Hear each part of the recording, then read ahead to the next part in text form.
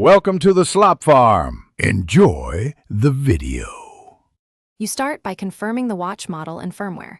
This matters because file paths change between versions.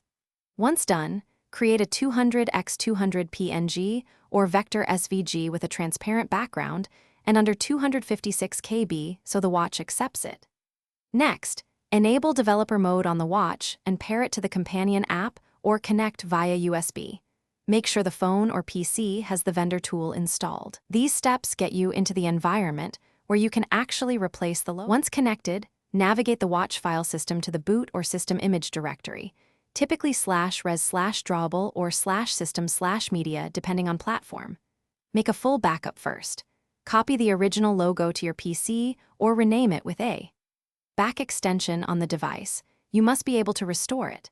Then overwrite the original file name with your new file and set permissions to read /write for owner and read for group and others. This ensures the OS can load it at startup. Wait for write confirmation before disconnecting.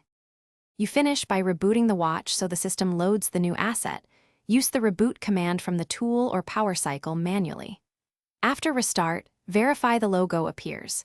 If it does not, restore the backup immediately and re-examine the file format, file name, and permissions. Those are the usual culprits. If problems continue, use the vendor diagnostic tool or log viewer to check for resource loading errors. And make sure the firmware version supports custom logos before trying again. Thanks for watching. Consider subscribing if we helped you today.